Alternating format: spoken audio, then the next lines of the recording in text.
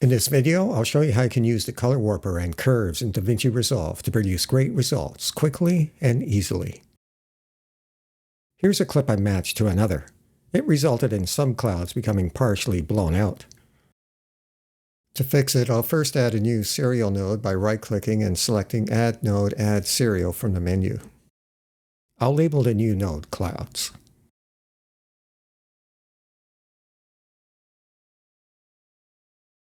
We'll use the color warper, a versatile tool, as you'll see throughout the course of this video. Clicking its Expand button pops it out into a separate window. To see better, I'll press Shift-F to enable the full screen viewer. The color warper window can be resized.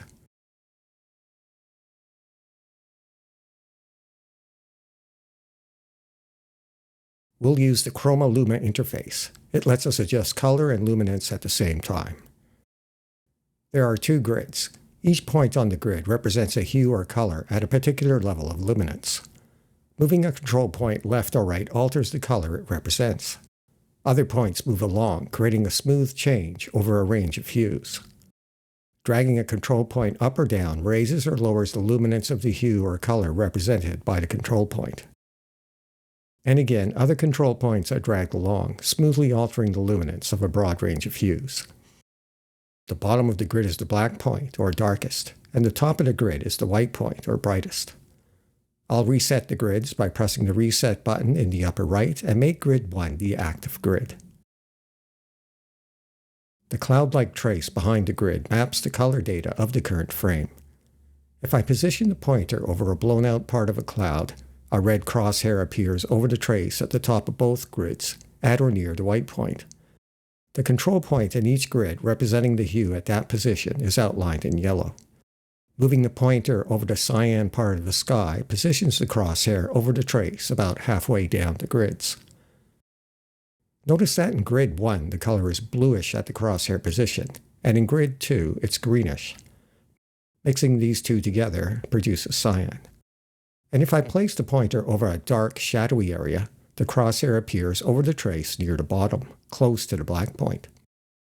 With the color warper, we can work directly in the viewer, making it very easy to use. To lower the luminance of the blown-out clouds, I'll position the pointer over a blown-out area and click-drag straight down. The color at that location is sampled, and the closest control point in the active grid to that color is selected. Notice how Grid 1 has been pulled down, and the selected control point is red. Click-dragging to the left makes the clouds yellowish-green, and click-dragging to the right makes them purplish, corresponding to the colors in Grid 1. And if I enable Grid 2, click-dragging to the left produces cyan clouds, and dragging right produces magenta clouds, corresponding to the colors in that grid. The axis angle slider underneath the grids can be used to change the colors in the two grids. You can click-drag on the slider or enter a value in the field.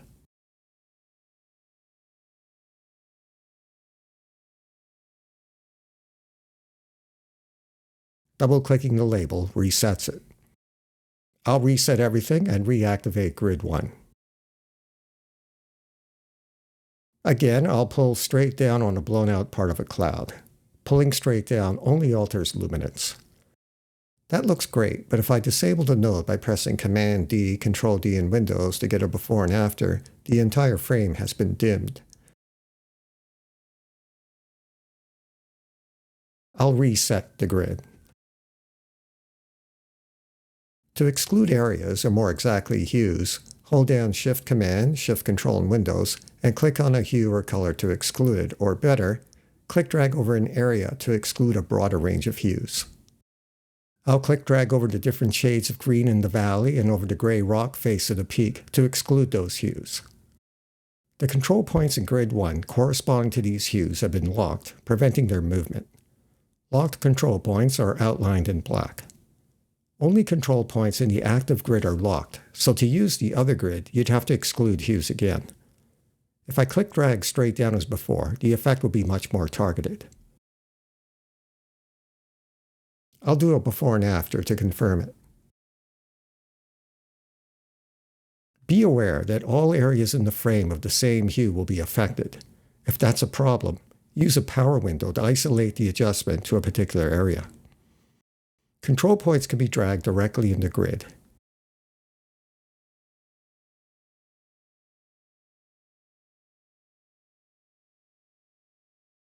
And for greater precision, the resolution of the grids can be increased. I'll set it to 24. I'll reset and start over. First, I'll select Hues to exclude.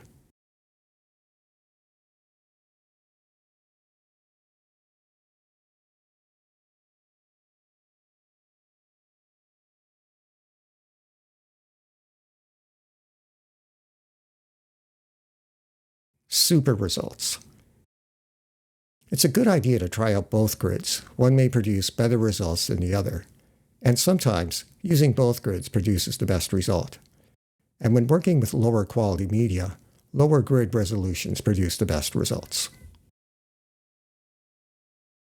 In this example, we'll do some creative grading using all three interfaces of the color warper.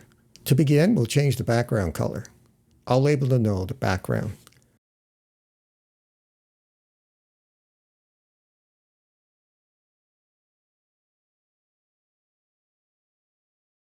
We'll use the Chroma Warp interface. It allows us to change color and saturation at the same time. But to adjust saturation, you're better off using the Hue-Saturation interface, in my opinion.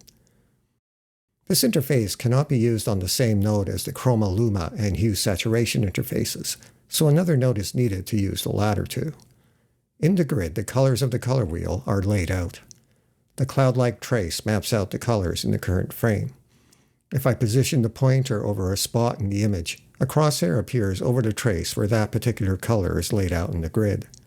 Right now, it's over the yellow wing of the butterfly, and the crosshair is over the trace in a yellowish region of the grid.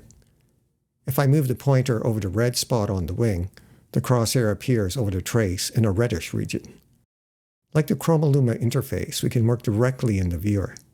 To change a color, click-drag on it towards the color in the grid you'd like to change it to. To change the background to a violet color, for example, click-drag upward and slightly to the right, towards violet in the grid. Click-dragging in a circular motion cycles through the different colors. The wider the circle, the more saturated the colors will be. To get a preview of what parts of the frame will be affected, hold down the Option key, Alt key in Windows, and click down with the mouse. Gray areas will not be affected. Pinpoints can be used to exclude colors or ranges of colors. Enable the Pinpoint tool, then click on the color to exclude.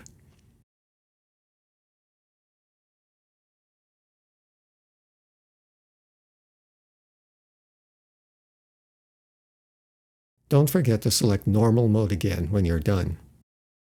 I'll reset everything and change the background to a cyan color by click-dragging towards the right, towards blue in the grid. If you start seeing undesirable effects or artifacts, click-drag in the opposite direction to dial things back, or reset and try click-dragging in another area. I'll press Shift-F to exit the full-screen viewer. Now let's saturate the foreground colors. I'll add a serial node by pressing Option-S, Alt-S in Windows, and label it Foreground.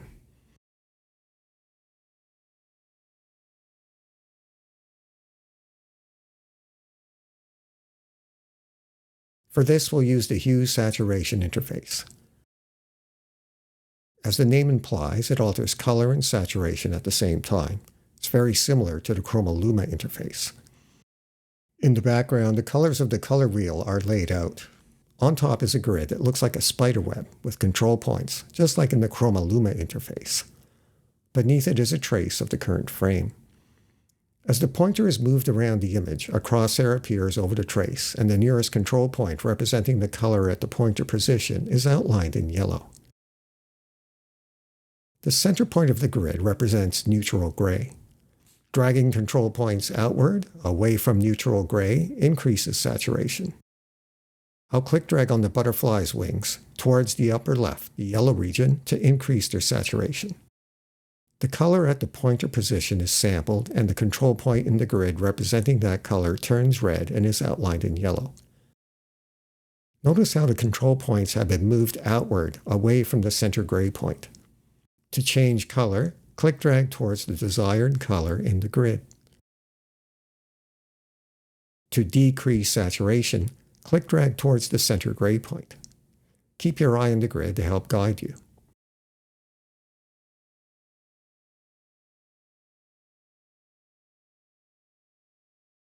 As in the Chroma-Luma interface, you can click-drag a control point directly in the grid.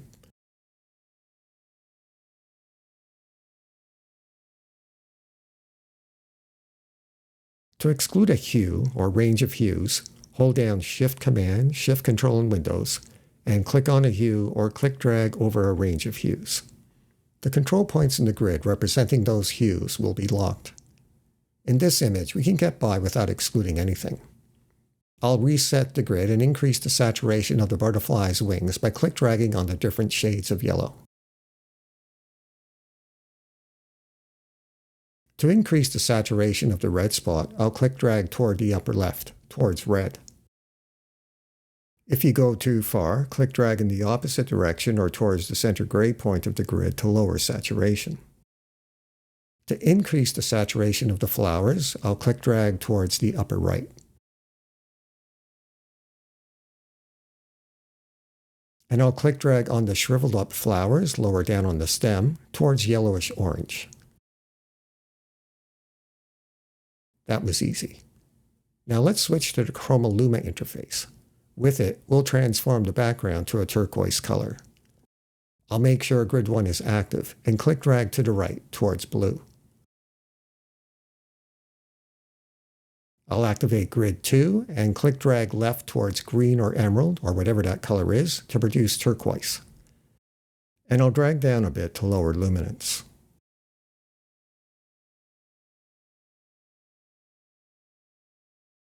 Excellent results in just a few strokes. No power windows or qualifiers needed.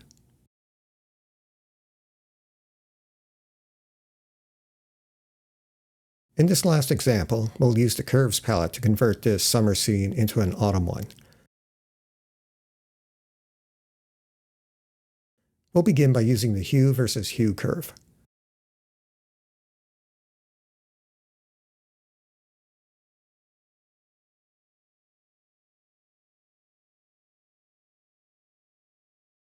There are several other curves with similar names, Hue versus Sat, Hue versus Lum, etc. The first word identifies what's being targeted, and the second identifies what's done to the target. So for Hue versus Hue, we're targeting a specific hue to change it into another hue. In other words, targeting a color to change it into another color.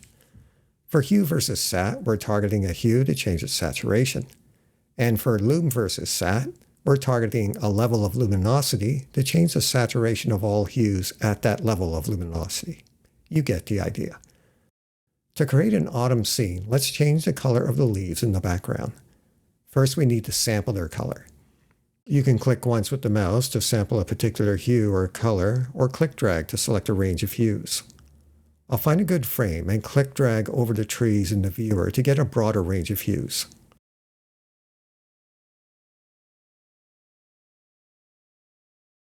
Three points have been added to the curve. Moving the middle point changes color.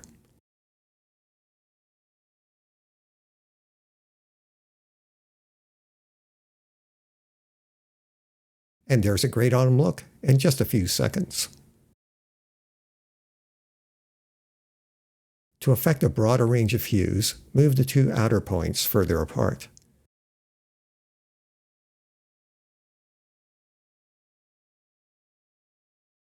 And for a more narrow range, move them closer together.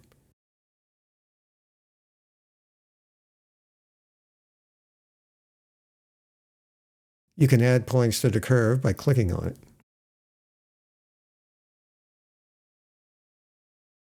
And to remove a point, right-click on it. The entire curve can be reset by clicking the Reset button in the upper right. Now let's desaturate the background to help the people stand out more. For that, we'll use the Hue versus Sat curve. I'll sample the grass in the background. To lower the saturation, just pull the middle control point down. To increase saturation, push the control point up.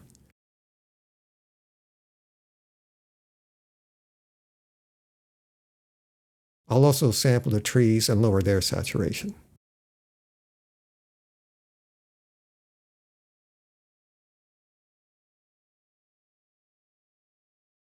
That looks great.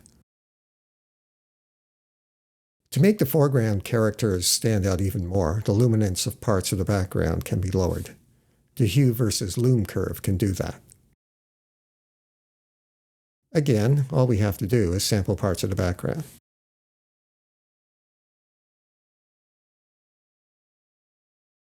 And to lower luminance, just pull the middle point down.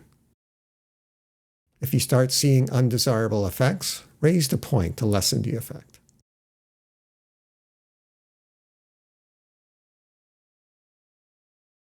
And there we are, a summer scene converted into an autumn one. Not only were we able to do it quickly and easily, but with great results to boot. So that was a look at two fairly easy-to-use grading tools that produce excellent results quickly and without very much effort at all. Give them a try and get to know them better. Thank you for watching.